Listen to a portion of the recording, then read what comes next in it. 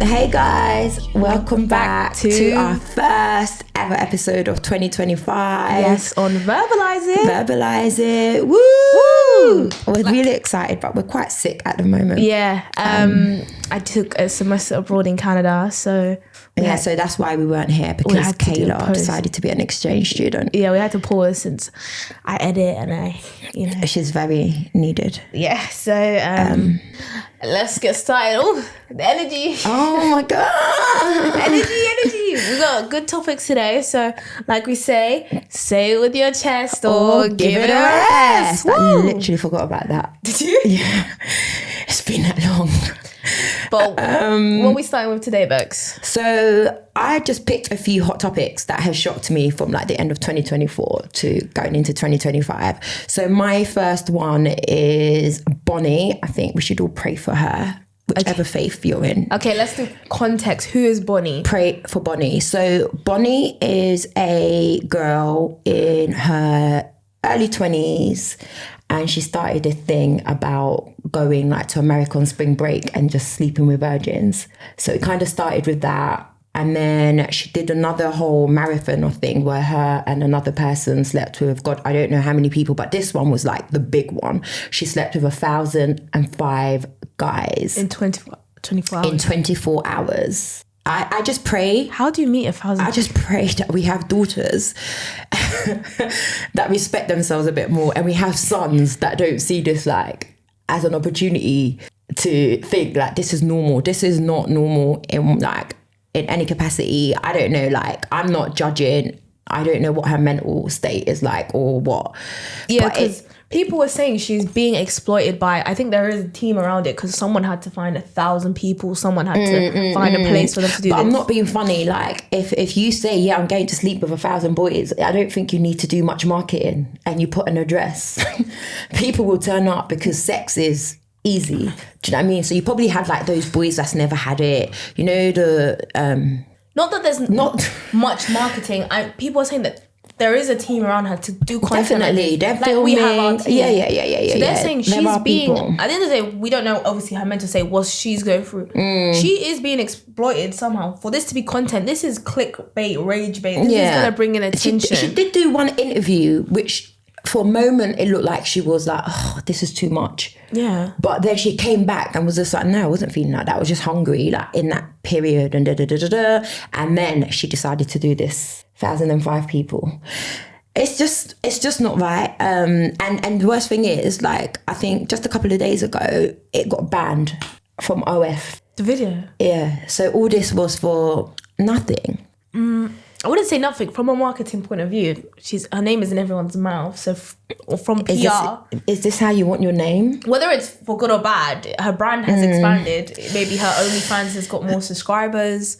So maybe her end goal, you know... Yeah. It's just sad that this is our goals in 2025. This is how we want to be spoken about, and this is how we want to be seen. It's just... Yeah. Yeah, next time we want to talk about lawyers and doctors and people doing greatness. People like Krept Konan.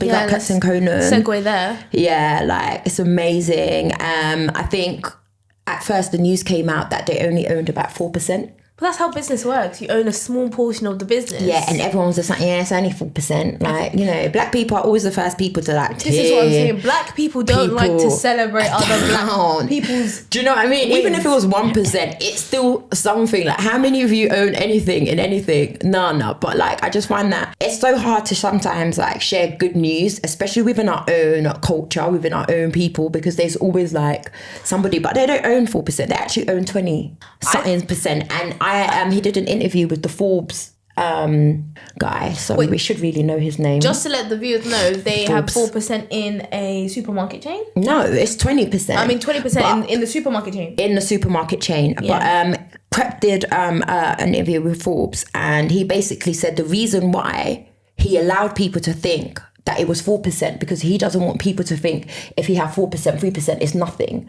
So he could have really come out and be like, what are you not talking about? I got 20%. Like, no, but he didn't, because he was basically, the humbleness in him is saying, even if you have 1%, even if you have 2%, it's okay. Like, do you know what I mean? And for our viewers, who is Krept Konan? Krept Konan, they are British I don't know if they do grime rap. I don't know, to be quite honest. But business-wise, you know, he's Nala's dad, so he's got a percentage in Nala's baby, and Nala's baby. But that is my favorite cream of all time. I actually use Nala's baby, and I just feel like maybe I don't listen to their music, but as entrepreneurs. And as black men, young black men, like going into like the business kind of trade, like they're really doing good stuff for the culture. Because I feel like you get to a certain age, especially in England, where your music is not going to be popping anymore. And people like, do you know what I mean? So you've got to find something else outside music. And I think they're doing really, really well. And not only that, they also had Krept Konan. Like they had like a cake dessert kind of, I don't know if that's still about, but they've been doing business stuff from early, so big up. I feel like with the black community online, it's just the trenches. Like you can't celebrate your small wins on the internet. With black people, I think there's an obsession with black excellence, which although I understand where the concept came from, I think it's so damaging sometimes, because it's like you can't just be good enough or a starting point. You have to be like, you have to own 100% of the company for you to be like, you know, for it to be amazing. Like, yay. It can't just be like, I'm starting out, I'm a beginner, I'm working my way up, I'm starting this business, sales, or, like it has to be. Our podcast, just this little podcast, you sort of just see it as a little podcast. Like, do you know what I mean? But when we make it, you have to celebrate your small that's wins. when people start reposting and stuff. But do you know what it is? It's fine.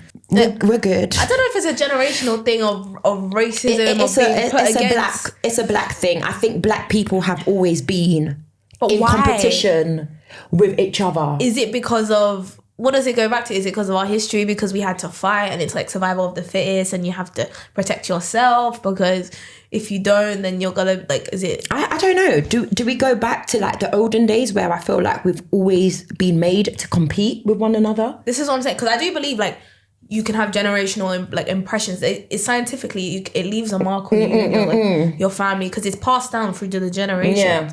I don't know. I think it's hard to celebrate wins that are different. If that makes sense. It's like weird. It's like, for example, I'm not the biggest fan of Beyonce, but she just won.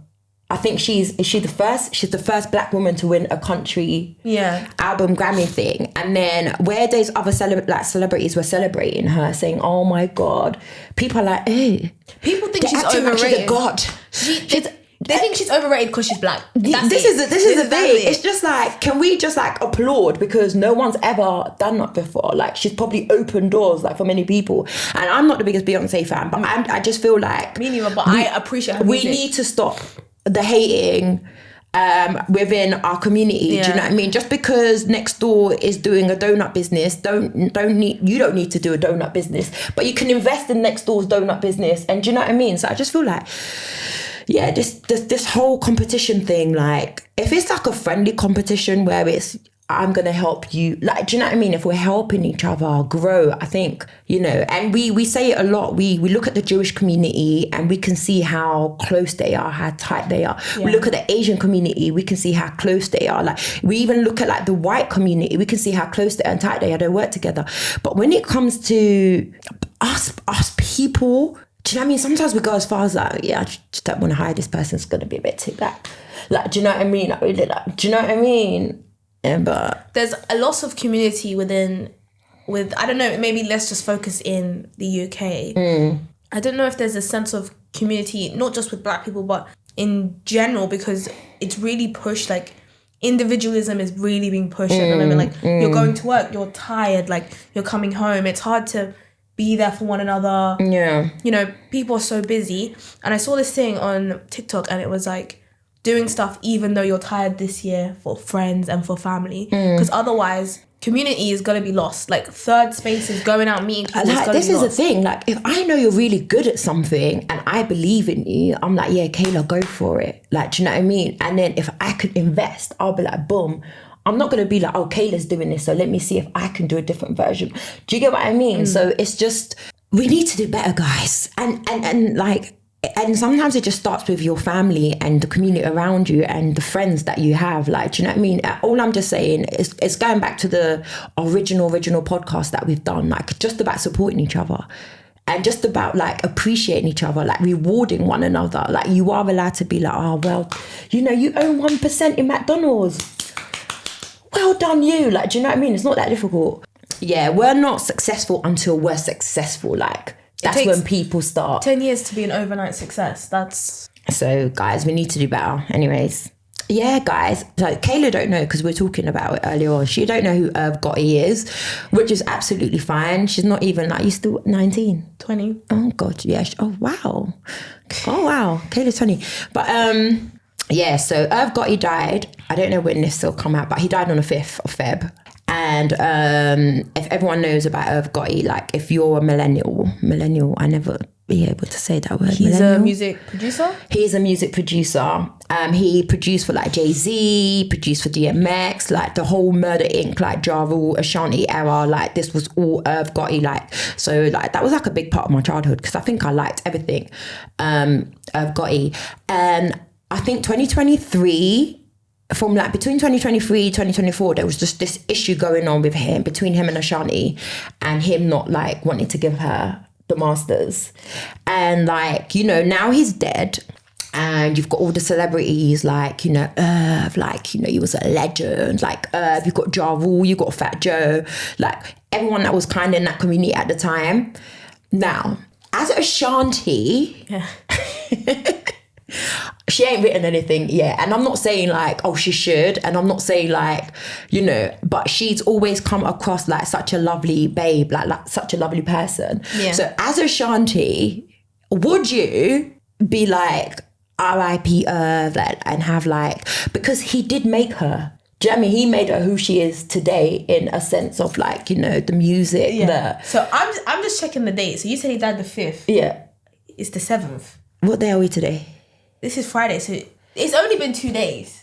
It's only been 2 days, but I'm just saying, would you or wouldn't you? I'd like to process like my feelings. Yeah. I think people like celebrities are on the internet, they see these things, they know people are gonna be talking about her masters. She, from a PR point of view, needs to come and she needs to do a message that's not too cold, but also it can't be too happy, it can't, you know, it's got to be very calculated. And obviously we don't know her personal relationship, even though he was withholding her masters, we don't know those behind the scenes. It wasn't great in the end. Well, in the end, but still, like you said, he did so much for her. Complicated relationships can still be like loving and profound. So I don't think it's right just to be like, people demand so much of celebrities to come on the internet and say something as soon as something tragic happens. So I'm just saying, will you, if you was Ashanti, as a human, not like, you know, would you say a message to my fans on the internet? And because to be quite honest, maybe, but I pre Ashanti's page and someone recently died within her team and they're on her profile and and she's written like some messages and stuff. So I think I would, but he did profess her love for her. And during the, like, you know, the whole Nelly and Ashanti spin the block, and he did have a stroke and everyone was like, oh my God, it drove him to a stroke. I would do a message, but I don't know if, I think demanding it within the guy died, we don't even know what time on the 5th he died. And it's the 7th. I think it's crazy that people want a message straight away. We are not owed anything, I think. We are not. People need to remember celebrities and the people in the public eye don't actually owe us anything. You want to give them your attention, that's your business. Yeah. But on the flip side, they don't owe us anything. Do you know what? Like, honestly, I'm very much like the sort of person, like, I would never forget what someone did for me. Whether we were in good terms or bad terms, because it all matters in the end. Like, I think she should process it. Yeah, definitely. But I think because of where she is, people are expecting her to say something. And I think for respect of his children and his family and the actual work and where she is, it will be good, you know, at a time, you know, like just pass on her condolence. And she probably has privately. That's what I'm saying. We don't even know. But I just feel like maybe a little message will be like good to do. Speaking of that, like this guy died of diabetes. I don't know what type of diabetes, but it must have been really... You mean type 1 or type 2? There's types of diabetes. And like just encouraging like men, like especially black men, black women, like we have the highest rates of diabetes within our community. And it's just like simple health checks and stuff could really like be saving lives and stuff. Like I work in the NHS, so I do see like lots of things like, you know, things like prostate cancer, high blood pressure, all these things kind of like affect a lot of like people in the Black community. Yeah, he was only 54. That's a really like, yeah, it's old to you. But that's young. She said that's old. It's to you. It's like quite young to me because I just feel like it's only half. Yeah, well, half a more lifetime. than half of you. Oh yeah. Like, do you know what I mean? So yeah, guys, like get health checked. To be quite honest, have you been keeping up with Love Island? I only know that people. I know you want to speak about Ekin-Su. Ekin-Su. But I only know people say it's pretty decent this year. Yeah, and I'm so mad that I haven't got into it. Well, it's all the favourite people, all stars. Yeah, and I thought I would have like got into it, but I feel like some part of last it just put me off. Like, but for me, Love Island is a summer thing. I can't be seeing you having the time of your life, and I'm cold and like you're there, outside, yeah. like. But I just want to talk about Ekin-Su because I remember Ekin-Su just. Anyways, Ekin-Su. Yeah, so she had this whole thing. You know when she was in Big Brother? Yeah. Did you watch the Big Brother? No. She was so weird in it. I just found her like, you know, like hungry to be with like the celebs that she thought were big celebs. So she would ignore someone like Zizi because Zizi wasn't in her. Do you know what I mean? So it's like, you're like a Z celebrity. That's how I felt like she was looking at Zizi. But she would go and try and be friends with like the Sharon Osbournes and the Louis Walsh, and like to her, in her eyes, that she probably feels like RBP. She was just so weird in it, and she was just causing like problems. I just thought that's not the Ekin-Su that we saw in the original Love Island.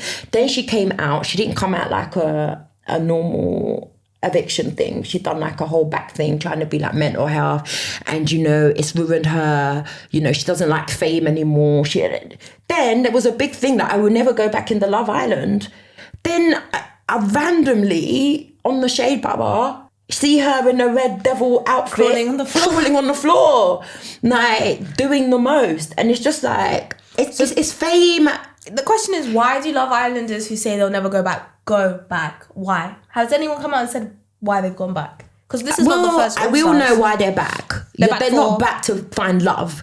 For the clout? It's clout, it's money. Money. I would do it just for the holiday. I would say I'm just doing it for a holiday. I'll do it for money. And let's just be honest. You're not, like, literally all the Grace, all the Uma, like, are these people really having issues, like, finding love out there? Like, in even with their little bit of fame and a little bit, like, is it that hard? Is it that hard? I just think it's all entertainment purposes. Yeah. They got the popular people that was there from other previous whatever, and they've just put them all back together. Like, I just don't see it being genuine. I think everyone's there for a bag. So the future of Love Island, though, how many years you give it? Or maybe it will become that once you go on Love Island, there's no fame incentive. I don't know. Like, there was Marcel that was in there. He's 35. And he was just going for a divorce. Still. Like, do you know what I mean? Yeah. It was just... Because it's like with other TV shows like Traitors, the UK loves Traitors, but we don't expect a fame and fortune and brand deals from it.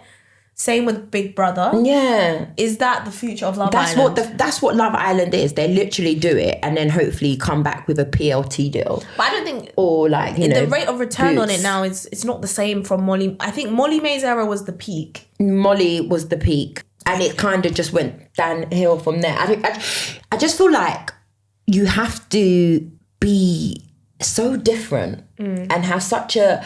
I feel like the reason Molly was popular because that love lasted. For like, do you know what I mean? She went, she got engaged, she had a baby. It's just like, you know... And we will talk about Molly, actually, because I was watching her thing on Prime. And, you know, like, everyone thought, like, the breakup, it was because, like, Tommy cheated. But wasn't it that he was alcoholic? It was more that alcohol. And I watched the interview with the girl that so she basically lied. With. It doesn't even make sense. Why are people like this? She said the buyer was in Europe. She said we went somewhere in Europe. Some people are just wicked. The Tommy that she had, I promise you, like, Timu. Is it Timu? Is it that? Timu, yeah. It was just so, like, do you know what I mean? But there was rumours that Molly and Tommy were together New Year's. I really hope they sort it out. I really hope they work it out. Yeah, so I just don't think Love Island is going to peak to the Molly. No, that era is over. I think it was a special bubble. Yes. You know how things get into bubbles. And sorry guys, Molly wasn't doing too much. What do you mean? She wasn't just here accepting this deal. Molly said, I'm not going to be a PLT model. I'm going to be a creator. I think the difference is she came into it as an already established influencer who was struggling, but she used this to propel her career, and then everyone realized, oh, we can recreate this. And she was kind of at the peak, it was 2016, 2017? I don't remember her. I just know her from Love Island. Of influencer, if you became an influencer back then, it was, I think, a bit more easier, a bit less saturated. Do you think the Fury name helped? Because Tommy is Tyson's, Fury's brother, heavyweight boxer. People didn't really like her on her season, though. I think we forget that. They were bullying her on Twitter. Yeah, Money May, calling her Money May and all this. So I don't know. People didn't, and people weren't really rooting for that. Yeah, and what I liked about Molly, there was no response. No. She just kept it moving. There was no I don't think she's a horrible girl. I think she's I don't think at all. A pretty down to earth kind of girl. Yeah. I think we just don't know people. Do you think there's a black and white thing about this as well, or has just proven it's just who you are? So for example, I don't know if we say Ella from, see what I mean? And from the last Love Island. Like Luscious? Yeah. Okay, I didn't watch Luscious, but carry on. So if we say Ella and then we say Whitney. Yeah. To me, in the show, I think Whitney was probably more someone I would watch or something. Do you know what I mean? But when they came out. Ella and Whitney. Yeah. So do you know what I mean? Is it a light skin thing? Is it a dark skin thing? Is it a black and white thing? Do you know what I mean? I like their friendship together, but obviously they don't work outside of being confined together, which is fine. When you go into the villa, you're contained with these people. Of course, you're gonna make relationships and friendships with people, but that doesn't necessarily work on the outside world. Yeah. And I think the only really main friendships that we see on social media, because obviously they could be friends outside of the social media realm, is Scott and Whitney. I always see them on TikTok together. Yeah. And Molly May and what's her name? The one that originally tried to steal Tommy. Maura, they're very close as well. It does show that you can have conflict in the house and then come out and work it out. So or you could be close in the house and then come out and But I feel like the public, the deals and everything plays a big part in splitting people apart and surrogating. But Whitney's smart. She's come out, and I think the choices she's made for her. It's working for her. It's very niche. She did the headbands. Yeah. Those kind of things. It's not just getting a brand deal. I'm kind of glad she didn't just go and be PLT. Yeah. And she didn't go and be, what's that underwear, that lounge boo box, whatever everyone kind of gets into though. People like Kaz, what's the Irish black one? Yawande. I think she's doing pretty good for herself. She's kind of... I just feel like they've gone back to being normal influencers. Which is fine. You can't ride the Love Island fame forever. It's true. That's not sustainable. But I just feel like more could have been done for them. I don't think it's for everyone. Think about it. It's a numbers game. If you're coming out with, let's say, 5 other popular girls and popular boys, realistically, only 1 or 2 of you are going to make a permanent But this is what I'm saying. Is it a numbers game or is it a colour game? Because I always find that I feel like the black people get just a little less. They get a little less. That's racism. That's just do you know what I mean? So I don't know. But think about the white people who's the white people you remember other than Molly May, because she's in her own bracket. I remember. Who else has actually done anything? What's her name? That's with the Welsh guy. Millie. What does she do? Millie Court. What does she? But she got a whole ASOS deal. She used to work with ASOS and stuff. But it's not about the deal. It's once you get your deal, because they all get deals, because the brands are riding off the fame. Once the Love Island's over, once the deals are over, what impact have they actually created? What change have they made? What influencing are they actually doing? Can they even influence anyone? Because we use this term influencer. People can't actually influence most people. Yeah. Do you know what it is? Let me tell you, I think what Molly did different. You didn't see Molly coming out of clubs drunk. No, it's true. But now I'm thinking about, when I was following Millie and the other girl that she hang around with, I can't remember her name. I don't know anything. But it was always these are things I never saw Molly do. And I think a clean image also plays a big part. But she came out and what? Did she get a deal? Was it straight into creative director? Do you remember? No. I think she just came out and just was being Molly. And then she got... And then everything with her is always like... It always seems like behind the scenes and then bang. Like, I feel like she's that sort of person that I work, bang. And what I feel like she's done as well, she's like made like good friendships, like, you know, like with Melissa Wardrobe. She's got like good contacts. Contacts around her and stuff like that. And she was like fashionable. She wasn't like fashionable in a way where it's like disgraceful and stuff. Like, you will see what Molly May's wearing and be like, oh yeah, I can buy that. That's true. You know, and the love story helps. You know, I think her keeping her mouth shut in most situations helped, like, you know, and... she's not really one to pour her personal life into the internet. No. So, yeah, but, you know, that's Love Island and we ain't even been watching it, but that's just our little history. That's the end of Hot Topics. So that's all about Love Island, guys. Thank you for listening to our first episode back, or maybe this is our second episode back. We'll see in post. Don't know. I'll make the choice. Depends. But yeah, I hope everyone has a great week, and thank you for listening in today. Yeah, like we say it with your chest or give it a rest. Woo! Bye.